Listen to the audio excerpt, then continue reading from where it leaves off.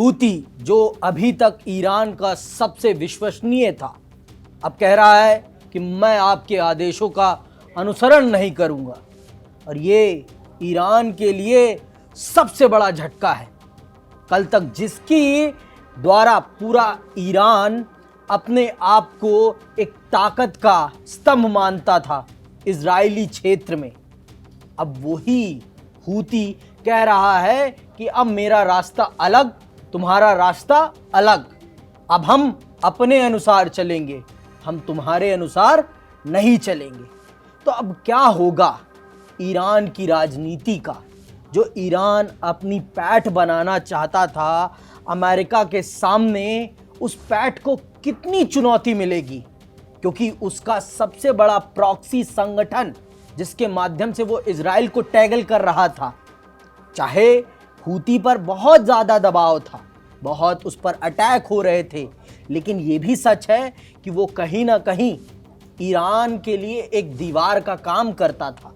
लेकिन अब वो दीवार ढह गई है। अब उस दीवार को ढहता हुआ देख खमेनी को बहुत चिंता हो रही है। तो आज चर्चा इसी बात की कि क्या होगा अब ईरान की राजनीति का। जो ईरान इजराइल में लड़ रहा था अपने प्रॉक्सी संगठन हूती के माध्यम से, तो सर आप मुझे बताइए, हूती का ईरान का साथ छोड़ना खमेनी को कितना राजनीतिक तौर पर, आर्थिक तौर पर और सैन्य तौर पर कितना चोट पहुंचा रहा है, और विश्व राजनीति में अब उनकी स्थिति क्या रहेगी? देखिए, अब इस तरह से हालत एक बार क्लियर हो गई है इस मिडल ईस्ट में कि हूती ने पहली बार, मतलब जो जहाँ से उनको पूरी फंडिंग मिलती थी, ईरान के बदौलत हूती का अस्तित्व था, समझिए आप बात। और वो ईरान से अगर हूती अलग हो रहा है तो इसका मतलब है कि हूती ने अपना अलग रास्ता कैसे बनाया होगा। उसकी सबसे बड़ी वजह यही है इजराइल का लगातार हमला। यमन में पिछले करीबन 9 साल से हूती विद्रोही ने कब्जा कर रखा है। सपोर्ट कहाँ से मिल रहा था? रसिया से, थोड़ा सा चीन से, और सबसे ज़्यादा सपोर्ट था उन्हें ईरान से। लेकिन इतने सपोर्ट के बावजूद अगर हूती अब इस बात के लिए तैयार हो गए हैं कि वो खमेनी की बात नहीं मानेंगे या मान लीजिए अलग थलग हो जाएंगे, तो इसका मतलब और इसका संदेश साफ है कि हूती अपने अब वजूद की लड़ाई लड़ रहा है। उसको अब समझ में आ गया है कि ये जो जून की लड़ाई हुई थी जिसमें इजराइल ने लगभग ईरान को तबाह कर दिया था, मतलब ईरान में कोई ऐसी जगह नहीं थी जहाँ इजराइल ने बम नहीं गिराए थे। हूती को भी ये पता है कि यमन में जितने इलाके, चाहे सना हो, जो जादेह पोर्ट हो, उन जगहों पर जितना भी हूती का कब्जा है वो सब इजराइल के अटैक के अंडर आता है। हूती वहाँ से धमकी तो दे सकते हैं, लेकिन उनको पता है कि उनके पास ऐसे फाइटर प्लेन नहीं है जो जाके तेल अवीव में जाकर हमला कर दे। उनके पास मिसाइलें हैं जो ईरान की दी हुई है, इसीलिए उनको थोड़ा सा डर है, क्योंकि पिछली बार उनका कमांडर की भी मौत हो गई थी जिसे इजराइल ने मार गिराया था। इसलिए हूती के लिए अब ये अपने सर्वाइवल की लड़ाई है। और मुझे लग रहा है इसलिए हूती ने इस फैसला किया है कि वो अब अपने रास्ते अलग कर लेगा। अगर वो रास्ते अलग नहीं करेगा तो हूती खत्म हो जाएगा। तो सर ये भी तो सत्य है ना कि एक समय पर जिस ईरान ने इसे खड़ा किया, ड्रोन से लेकर सुई से लेकर आधुनिक हथियार तक, प्रशिक्षण, सब कुछ 2014 से हम सब देख रहे हैं कि हूती को, आज जो हूती अपने आप को एक संगठन कह पा रहा है, उसको बनाने में पूरा का पूरा ईरान का योगदान है। 90% तो है। बिल्कुल बिल्कुल। फिर भी एक झटके में साथ छोड़ना, ये कहाँ से आप, मतलब ये क्या राजनीतिक पेच, कौन सा राजनीतिक पेच फंसा है?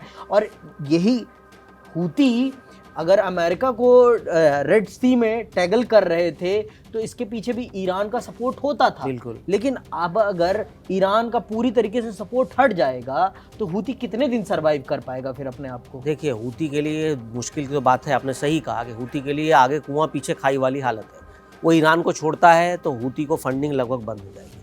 अब देखिए, मैं एक रिपोर्ट देख रहा था, उस रिपोर्ट में है कि हूती की वजह से $1 ट्रिलियन सालाना लाल सागर में जो वो सप्लाई होती है, शिपिंग कॉरपोरेशन का जो काम होता है, वो अफेक्ट हो रहा था। इसलिए पूरी दुनिया के देश चाहते थे कि हूती को किसी तरह टैकल कर दें। इसका मतलब साफ है कि किसी तरह हूती को इस बात के लिए मनाया गया है कि वो लाल सागर में हमले ना करें। अगर हूती ने लाल सागर में हमला बंद कर दिया, अगर हूती ने ईरान का साथ छोड़ दिया, तो शायद दुनिया के दोस्तों से मान्यता तो नहीं देंगे, लेकिन वो हूती पर हमले भी कम कर देंगे। अब देखिए, हूती के पास 1.25 लाख से ज़्यादा फाइटर्स हैं। अगर हूती इन इजराइल और अमेरिका जैसी बड़ी ताकत से लड़ाई लड़ता है तो वो मालूम है कि सर्वाइव नहीं कर पाएगा। इस 1.25 लाख की ताकत बड़ी हो सकती है, लेकिन अमेरिका अपने जाकर 2 एयरक्राफ्ट कैरियर लाकर लाल सागर में खड़े कर देगा और दिन में स्टील बॉम्बर आएंगे और F-35 उड़ेगा और पूरा सना तबाह कर देगा। हूती उसका मुकाबला नहीं कर सकता, ये बात उनको अच्छे से पता है। इजराइल का भी मुकाबला हूती ग्राउंड पे नहीं कर सकता, इसलिए इजराइल भी कई हद तक इजराइल को लग रहा था कि बहुत परेशान कर रहा है हूती, लेकिन अब वो स्थिति नहीं है। जैसे चीन के बारे में इजराइल ने दावा किया कि ईरान की मदद से चीन उनको स्ट्रेटेजिक लोकेशन दे रहा था अमेरिकन शिपों की, जिसके कारण उसने अमेरिकन शिपों पर हमला किया। लेकिन अब वो स्थिति बदल चुकी है। पिछले 3 से 4 महीनों में जो जियो पॉलिटिक्स बदला है, उसका मतलब साफ है कि हूती को अंदेशा हो गया है कि अब ईरान का साथ रहने से उसका भला नहीं होगा। सामने सबसे बड़ा एग्जाम्पल लेबनान आप देख लो। लेबनान में हिजबुल्लाह की क्या हालत हूती इजराइल ने कर दी। मतलब नसरल्लाह के जाने के बाद हिजबुल्लाह खत्म होने गया है। तो ईरान भी इस बात को समझ रहा है। तो ईरान की दुखती रग थी हूती, और उस पर जो है मतलब समझिए आप कि हूती को अगर उन्होंने अपने कंट्रोल में कर लिया इजराइल ने और अमेरिका ने, तो ईरान के लिए फिर बहुत मुश्किल है आगे की घड़ी चल पाना। तो इसका मतलब ये मैं मान लूँ कि अब मिडिल ईस्ट की राजनीति में जो खामिनेई चाहते थे कि उनका औहदा बढ़े, जो डोमिनेंस बनाना चाहते थे, वो डोमिनेंस अब बन नहीं पाएगा। मतलब वो अब उनके लिए अपना जो साम्राज्य खड़ा करने का, अमेरिका को टैगल करने का, मिडिल ईस्ट की इकोनॉमी को कंट्रोल करने का, इस्लामी साम्राज्य बनाने की जो उनकी कवायद थी, उस कवायद पर अब ताला लग जाएगा। इसका मतलब मैं मान लूँ ये नहीं। देखिए, ईरान है एक बड़ा देश, उनके ऊपर भले सैंक्शंस बहुत सारे लगे हों, लेकिन उनके पास भी मिनरल्स हैं, रिच कंट्री है। ईरान चाहे तो वो चीज़ें बदल सकता है, लेकिन वो तब होगा जब उसको बातचीत के टेबल पे आना होगा। और ये कई बार ईरान के प्रधानमंत्री ने भी ये बात कही है कि हम बातचीत करना चाहते हैं, लेकिन अपनी शर्तों पर। अमेरिका सीधा चाहता है कि वो परमाणु बैन लगा दे। इंटरनेशनल एटॉमिक एनर्जी एजेंसी के भी लोग गए थे। ईरान ने जितने लोगों को खड़ा किया, इसलिए शायद अमेरिका उसको हमेशा से ये कहता रहा आतंक की धुरी है ईरान। और ईरान ने इसलिए खड़ा किया हिजबुल्लाह को, ईरान ने हूती को खड़ा किया, जिन्होंने यहूदियों, अमेरिका और इजराइल को अपना सबसे बड़ा दुश्मन मान लिया। उस समय हूती इनके साथ थे कि उनको सारा लॉजिस्टिक मिल रहा था, लेकिन अब हूती को लग रहा है कि ये लॉजिस्टिक का जो फ्लो है वो बंद हो रहा है। ईरान के पास अपने हथियार है नहीं, वो कहाँ से लॉजिस्टिक सप्लाई करेगा। तो ये समस्या हूती के पास भी है। अब हूती उन पुराने हथियारों से लेकर अमेरिका जैसे देशों से मुकाबला नहीं कर सकता, इसलिए ईरान अब ये सोच रहा है कि उसको अगर हूती का सपोर्ट नहीं मिलता है तो फिर ईरान के लिए सबसे बड़ी मुसीबत समझिए, या ईरान को खुद से वो सारी चीज़ें डेवलप करनी पड़ेगी, एक नए तरीके से ईरान को सारी चीज़ इनरिच करनी पड़ेगी। अब वो चाहे परमाणु बम बनाए या बैलिस्टिक मिसाइल बनाए या वैसी मिसाइलें बनाए जो ये तेल अवीव तक पहुंच जाए, तो वो सारी चीज़ें ईरान को नए तरीके से बनानी पड़ेगी। उसको सपोर्ट कौन करेगा? रूस।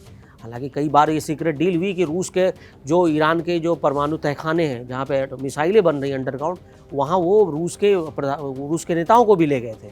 रूस के कई साइंटिस्ट हैं जो वहाँ विजिट कर चुके हैं। तो ईरान अब एक नई पॉलिसी पे काम कर रहा है कि वो रूस के साथ मिलकर और चीन के साथ मिलकर अब सीक्रेटली वेपन तैयार कर रहा है, क्योंकि जब आपके पास वेपन होगा तभी आप कुछ कर पाएंगे।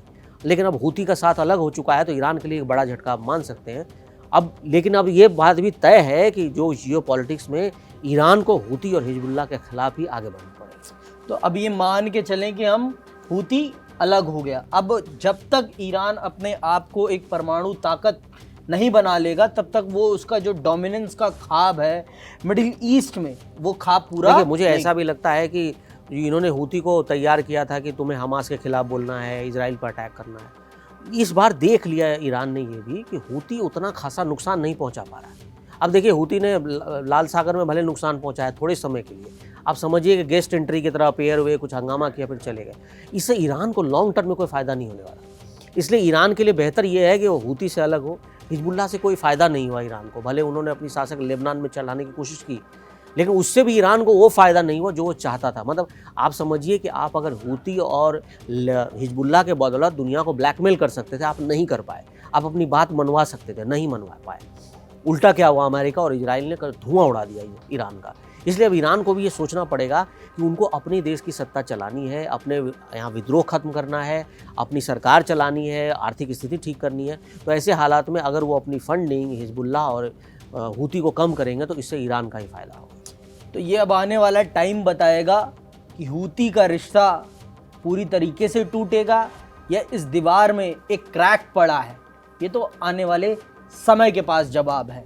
लेकिन हाँ, मिडिल ईस्ट की राजनीति बदल रही है और यहाँ ताकत सबसे बड़ा सत्ता का हाथ है। मतलब अगर आपके पास ताकत है तभी आप यहाँ अपने हाथ को मजबूती से बिठा सकते हैं सबके ऊपर, और अगर ताकत नहीं है तो संभव नहीं है, क्योंकि ये जियोपॉलिटिकल राजनीति है। यहाँ पर भूगोल भी मैटर करता है, यहाँ पर डिप्लोमेसी भी मैटर करती है, और यहाँ पर आपके अंदरूनी मैटर भी मैटर करते हैं। तो इसीलिए हम आते हैं आपको सरल भाषा में समझाने, और हमारे प्लेटफॉर्म और प्रोग्राम वर्ल्ड वॉरियर से जुड़े रहें, और हमारे प्लेटफॉर्म कड़क को पूरी तरीके से आप अपना सहयोग दें। हमारे कार्यक्रम को ज़्यादा से ज़्यादा शेयर करें, जिससे कि लोग जानें और समझें कि क्या होता है युद्ध के पीछे, जो पर्दा है उसके पीछे की राजनीति को। इसी के साथ हम विदा लेते हैं, फिर मिलेंगे। जय हिंद, जय भारत।